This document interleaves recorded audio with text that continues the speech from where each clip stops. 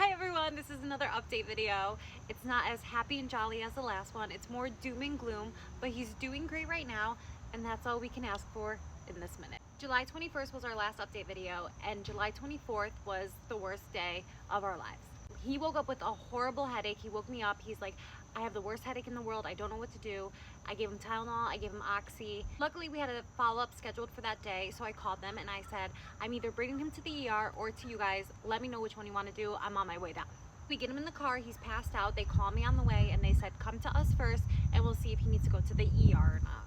We get there. He's at the appointment and he's literally knocked out like this on the wall the whole entire time. The follow-up turned into a bunch of doctors, PAs, nurses trying to figure out what was wrong with him. They take him down for a CT scan and it shows that there's fluid building up in his head. Now this had been 3 weeks after his resection, so some fluid buildup is completely normal, but this was a little out of control. So they ended up going back and forth on what they wanted to do with him, and ultimately in the end they decided to send him home with 2 new prescriptions and a head wrap to kind of keep the fluid down because they believed that the fluid buildup was causing the really bad headache. Take him home. He's knocked out the whole entire way home. We get home, he passes out in bed, and I go to wake him up to take some pills, and he won't really wake up. He's like which is not like him.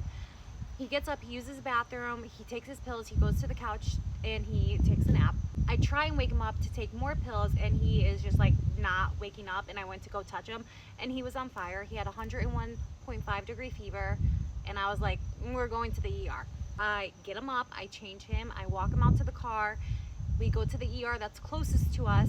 It's 4 minutes away versus the one with all of his doctors is like an hour away, and he needed to be seen immediately. As soon as we get to the ER, they take him right back. No questions asked. He gets his own room. He gets a nurse that's constantly with him. That ended up being the nurse that we had when this all first started, when they found the mass in his brain.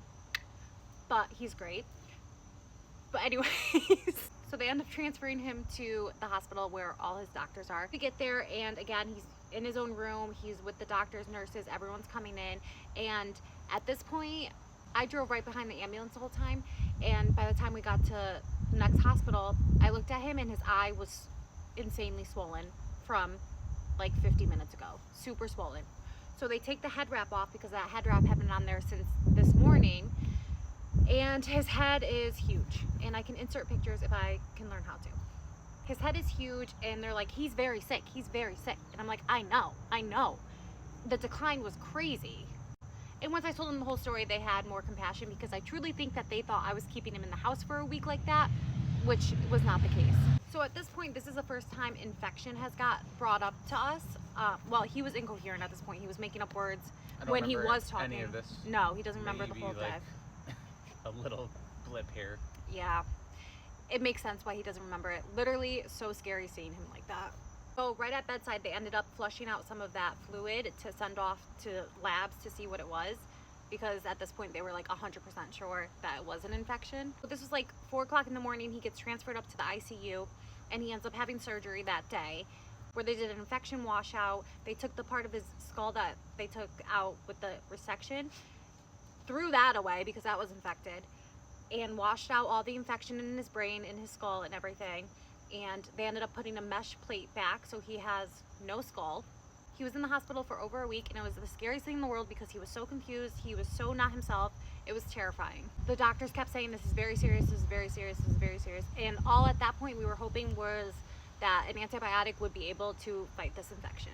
And they did find an antibiotic that was able to fight this infection, and luckily he had been on it. He also had a drain in his head to stop that fluid buildup because that was also another part that they were watching. So in order for him to get home, he had to get that drain out, and he had to get a PICC line in where I would be administering the antibiotics at home every 8 hours. And the antibiotic that he was on is called vancomycin. When we did come home from the hospital, we did the first dose of vancomycin and he got hives immediately. We called the doctors and the doctors were like, unfortunately, this is the only medication that will work.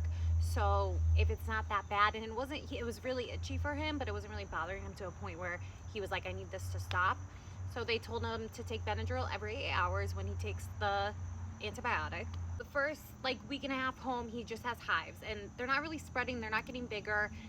They're just kind of there until this past week where, well, the first thing that happened that sent us to the ER was pus was coming out of his incision in the top of his head, and they said, yeah, They said if anything comes out of there, like, you need to call like us any immediately. discharge, anything at all. Yes, because it could be fluid buildup, and you could see that his face is still They're gonna swollen. stab me with that pen.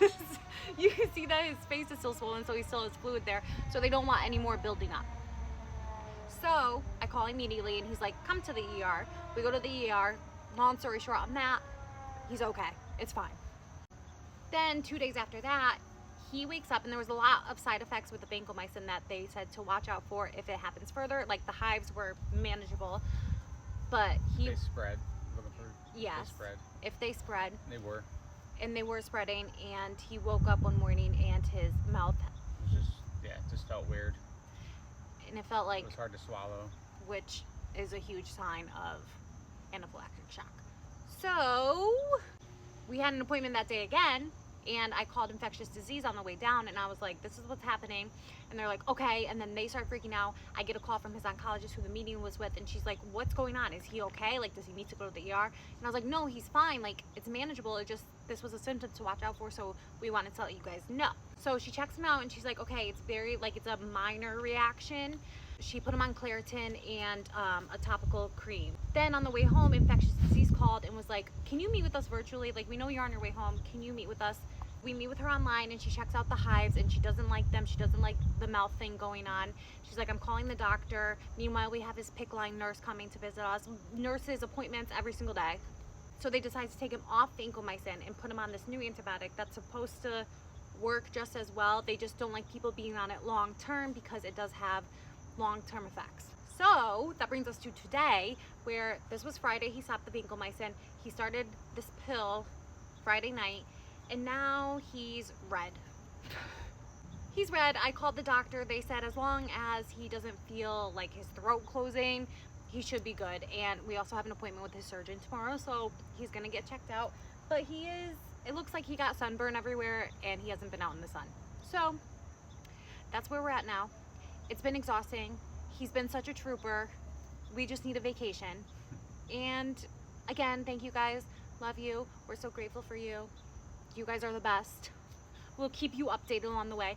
After this, he'll hopefully start the Vora, the cancer treatment. And then hopefully life is a little bit normal. But for now, it's not. Love you. Goodbye.